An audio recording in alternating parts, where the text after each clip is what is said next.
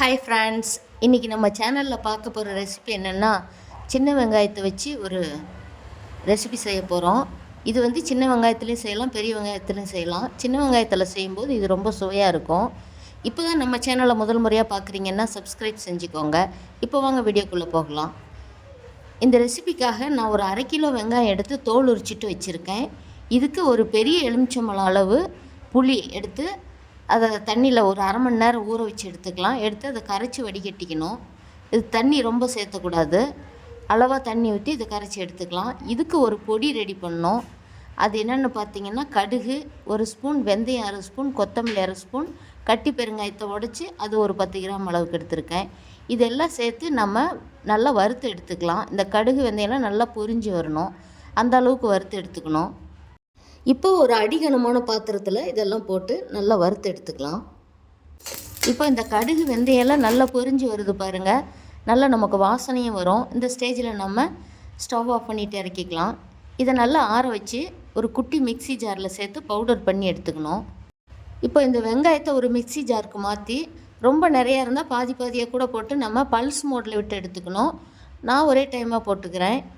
இது ரொம்ப அரைப்படக்கூடாது, ரொம்ப நைஸாக அரைக்கக்கூடாது.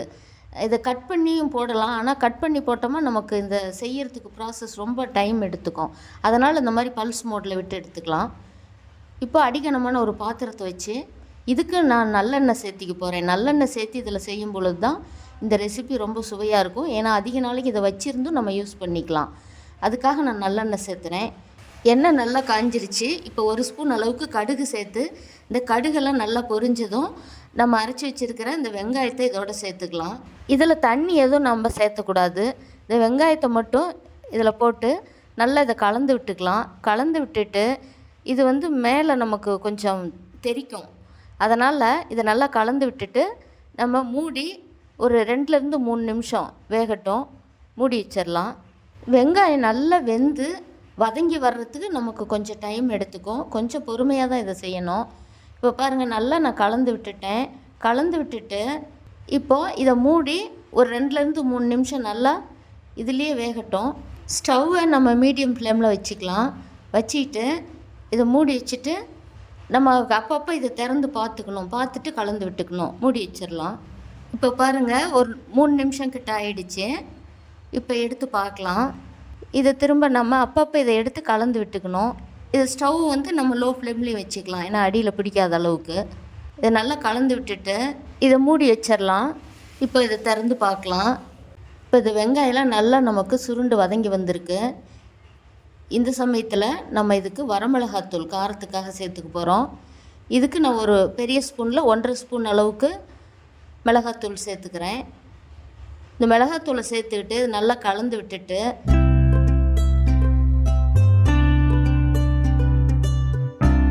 இதுக்கு நான் ஒரு 1/2 ஸ்பூன் அளவுக்கு கல்லுப்பு சேர்த்துக்கிறேன்.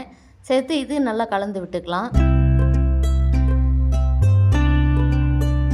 இப்போ இந்த புளியை கரைச்சி வடிகட்டி எடுத்து வச்சுருக்கேன். இந்த புளி தண்ணி இதோடு சேர்த்துக்கலாம். சேர்த்துட்டு நம்ம இதே நல்லா கலந்து விட்டுட்டு மூடி போட்டு ஒரு 2லேருந்து 3 நிமிஷம், 4-5 நிமிஷம் கூட இது நல்லா வதங்கலாம். அப்பப்போ நம்ம திறந்து பார்த்துக்கணும். திறந்து பார்த்து நல்லா கலந்து விட்டுக்கணும். இப்போ பாருங்கள், இது நல்லா கொதித்து வந்திருக்கு. கலரே மாறி இருக்குது பாருங்கள். நமக்கு ஓரளவுக்கு இது வெங்காயத்தொக்கு ரெடி ஆகிடுச்சு. இது மேலே சுற்றியும் தெறிக்குன்றதுனால தான் நான் இதை மூடி போட்டு வதங்க வைக்கிறேன். ஏன்னா நான் இது வந்து தெறிக்கும் பொழுது சுற்றியும் ஸ்டவ்வை சுற்றி நம்ம மேலே படுறதுக்கு வாய்ப்பு இருக்குது. அதனால் இதை மூடி போட்டு அப்பப்போ நம்ம திறந்து பார்த்துட்டு கலந்து விட்டுட்டு மூடி வச்சிடணும். இப்போ நம்ம வறுத்து பொடி பண்ணி வச்சுருக்கிற இந்த பவுடர் இதோடு சேர்த்துக்கலாம். இந்த பவுடர் தாங்க இதுக்கு ஃப்ளேவரை நல்ல ஒரு வாசனையை கொடுக்கும். இதுக்கு ஹைலைட்டே இந்த பவுடர் தான். நம்ம எந்த இது தொக்கோ ஊறுகாயோ எது செஞ்சோமாலும் இந்த மாதிரி நம்ம வெந்தயம், பெருங்காயம் இதெல்லாம் சேர்த்து பொடி பண்ணி அதை கலக்கும் பொழுது தான் அதுக்கு நல்ல ஒரு வாசனையும் சுவையும் கிடைக்கும். இப்போ பாருங்கள், இந்த பவுடர் போட்டு நல்லா கலந்து விட்டாச்சு. இது வெங்காயம் நமக்கு விலை கம்மியாக இருக்கும்போது இந்த மாதிரி நம்ம செஞ்சு வச்சுக்கிட்டோம்னா நம்ம இது ஒரு 6 மாதம் அளவுக்கு கூட ஃப்ரிட்ஜில் ஸ்டோர் பண்ணி வச்சு நம்ம யூஸ் பண்ணிக்கலாம். நான் இந்த வெங்காயத்தொக்கை செஞ்சு ஒரு 2 நாள் கழித்து தான் நான் அந்த பாத்திரத்துலேருந்து ஒரு சில்வர் கப்புக்கு மாற்றிருக்கேன். இதை வந்து அடிக்கடி நான் ஸ்டவ்வில் வச்சு சூடுபடுத்திக்குவேன். அந்த மாதிரி வச்சு தான் நான் பயன்படுத்துவேன். நான் வந்து ஃப்ரிட்ஜில் வச்சு ஸ்டோர் பண்ண மாட்டேன். இந்த மாதிரி நீங்கள் அந்த ஸ்டவ்வில் வச்சு சூடுபடுத்தி எடுத்து வச்சுட்டு பயன்படுத்துனீங்கன்னா இது ரொம்ப நாளைக்கு நமக்கு கெடாமல் அப்படியே இருக்கும். அந்த சுவையும் மணமும் மாறாமல் இருக்கும். இது சூடான சாப்பாட்டுக்கு வச்சு சாப்பிட ரொம்ப சுவையாக இருக்கும். இட்லிக்கு, தோசைக்கெல்லாம் அதோட அட்டகாசமாக இருக்கும். இதுபோல் நீங்களும் செஞ்சு பாருங்கள். செஞ்சு பார்த்துட்டு உங்களுடைய கருத்துக்களை கமெண்ட் பாக்ஸில் சொல்லுங்கள். இந்த வீடியோ பிடிச்சிருந்தால் லைக் பண்ணி ஷேர் பண்ணுங்கள். சப்ஸ்கிரைப் பண்ணுங்கள். தேங்க்யூ.